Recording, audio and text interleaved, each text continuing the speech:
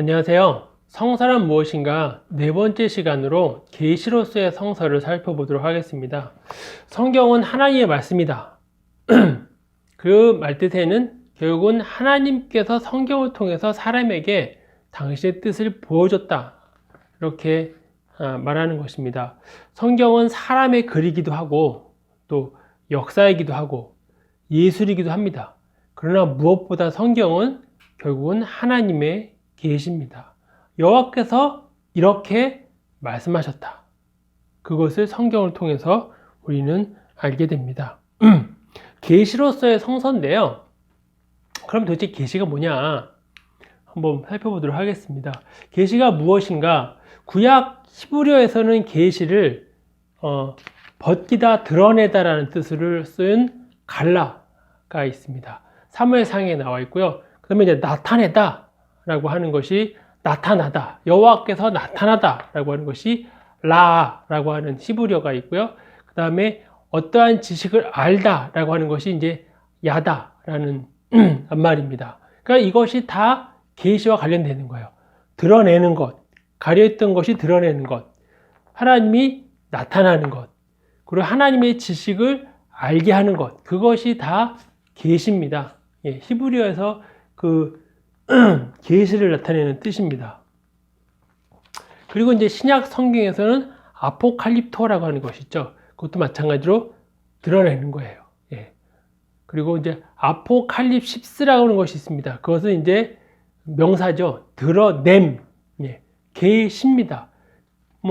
우리 그 신약의 이 계시록, 그것이 이제 아포칼립시스가 되겠죠. 하나님이, 예수님이 드러내는 것, 자신을 드러내는 것, 그것이 다 계시입니다.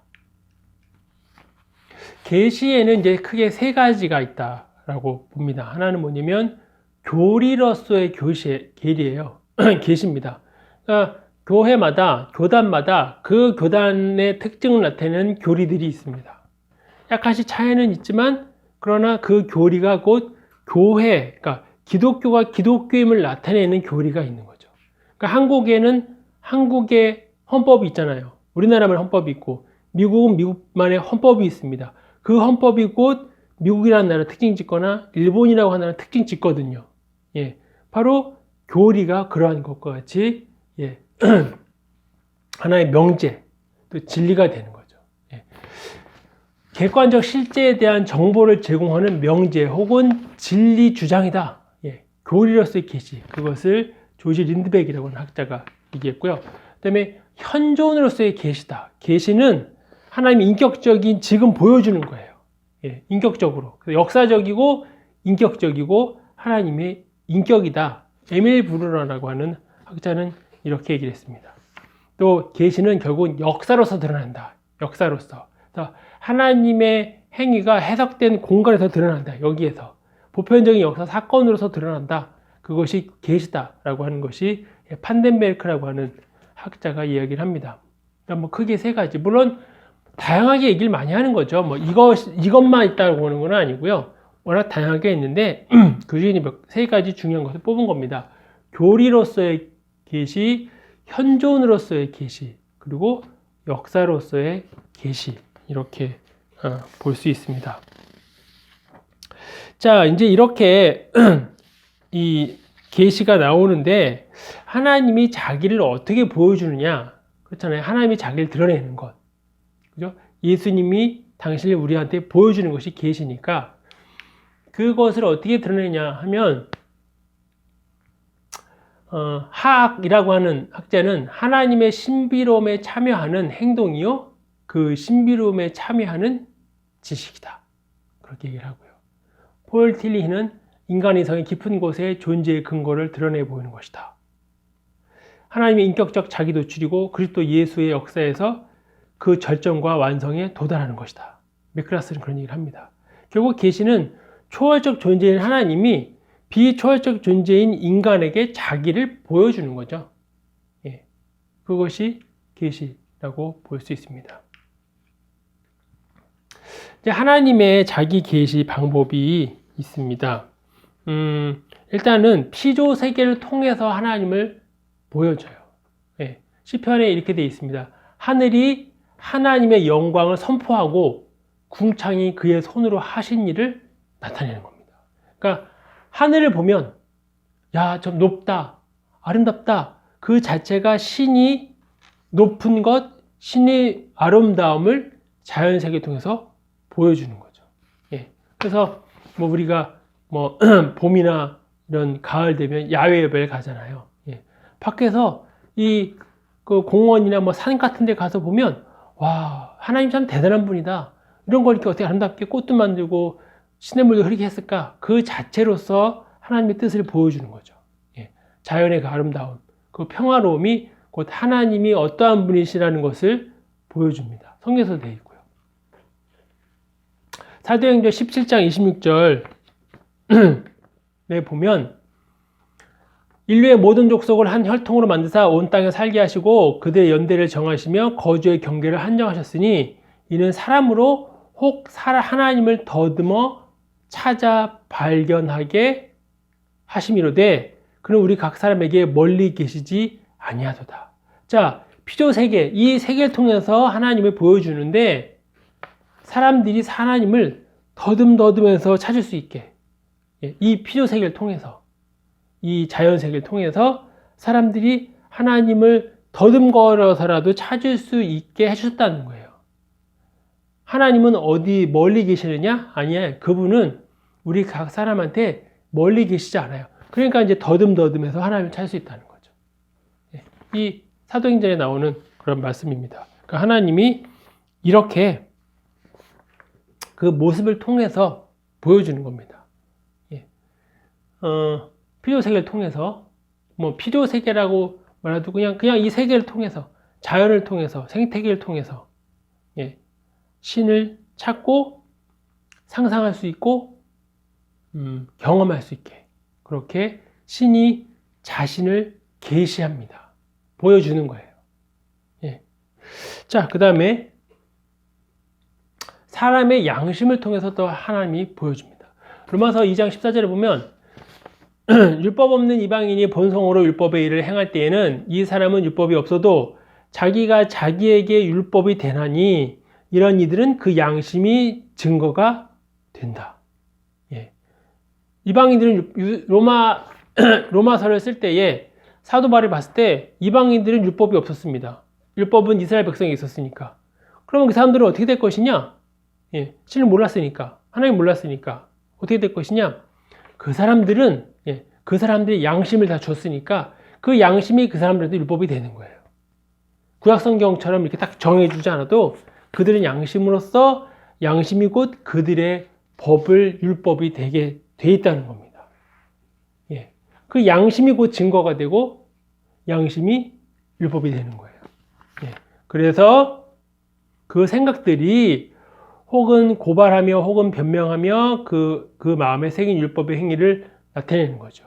그 양심이 스스로 변명하거나 또 양심이 찔린 일 있으면 찔리잖아요. 이러면 안 되는데. 바로 그런 걸 통해서 하나님이 계시를 보여준다는 거예요. 각 사람마다 다 양심이 있지 않습니까? 양심이 없는 사람은 없는 거니까요. 양심을 통해서 하나님이 보여준다. 그 다음에 대표적인 건 뭡니까? 나사렛 예수를 통해서 그리스도 예수를 통해서 보여주는 거예요. 그래서 마태복음 11장에 보면 예수님이 말씀하시죠. 귀 있는 자는 들을지어다. 내가 너희가 진실로 진실을 말하노니 수없이 내 얘기를 합니다. 왜? 예수님의 말씀을 통해서 하나님의 뜻을 보여주는 거거든요. 하나님 자신의 뜻을 보여주는 거니까요. 예수님을 통해서 너희는 뭐 하면 안 된다. 뭘 해야 된다. 결국은 신약성경 전체가 예수님의 뜻, 하나님이신 예수님의 뜻을 수없이 얘기하고 있는 거잖아요. 요한복음 1장 14절에 말씀이 육신이 되어 우리 가운데 거하심에 우리가 그의 영광을 보니 아버지의 독생자의 영광이요 은혜와 진리가 충만하더라.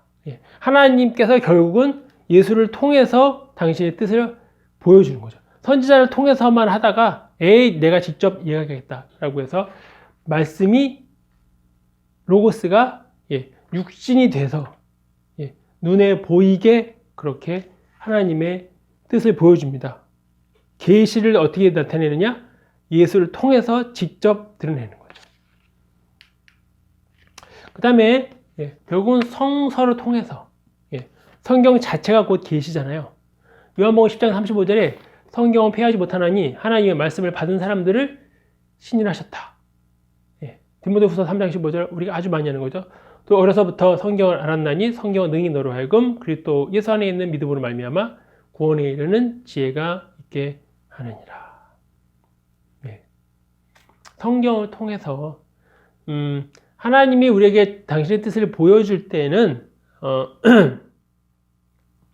자연세계를 통해서도 보여주고 뭐 양심을 통해서도 보여주지만 전 세계에서 있는 수많은 사람들에게 번역된 성경을 다 전달해 줌으로써 하나님의 뜻을 보여주는 거죠. 그러니까 예수님을 통해서도 말씀하셨는데 예수님은 지금 안 계시잖아요. 지금 뭐 예수님을 찾아가서 물어볼 수도 없고 그럼 어떻게 할 것이냐? 성경을 우리한테 주신 거죠. 성경을 보면 예수님이 하신 말씀이 거기에 있고 하나님의 말씀이 거기에 있고 예수님이 제자들에게 말씀하신 것을 제자들이 기록하여서 또 한 것이 있고 사도 바울의 그 훌륭한 또 그 논리를 펴서 예수님의 말씀을 또 증거한 것이 있고 그러니까 성경을 통해서 그리고 성경 그 자체가 하나님의 뜻을 보여주는 그런 계시가 되는 거죠.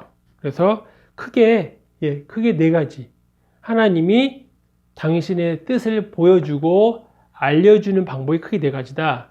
하나는 그냥 이 자연 세계, 이 온 우주를 통해서 그리고 각 사람에게 양심을 주셔서 그리고 2000년 전에 나사렛 예수가 이 땅에 태어남으로써 그리고 그 이후에 결국은 전 세계 언어로 가장 많이 번역되고 가장 많이 팔리는 성경을 통해서 하나님의 계시를 보여줍니다. 자, 그렇게 치면요. 어떤 사람들이 그런 얘기를 하잖아요. 야, 이 세상에서 신의 뜻이 어디서 도대체 신이 뭔가 분명히 얘기를 해줘야지. 어려운 일 있을 때 뭔가 짠 나타나가지고 신의 뜻이 이러한 것이다라고 알려줘야지 왜 신이 나타나지 않느냐. 신의 뜻이 너무 애매하니까 결국 그런 걸 보면 신이 이 세상에 관심이 없거나 아니면 신은 사랑의 신이 아니다. 또는 뭐 신은 존재하지도 않는 것이다 라고 이야기를 하지만 그렇지 않죠. 무려 네 가지의 방법으로 하나님은 신은 자신을 보여주고 있는 거예요. 네 가지 신을 알려주는데 나는 모르겠다라고 하는 사람은 관심이 없는 거라고 볼 수 있습니다.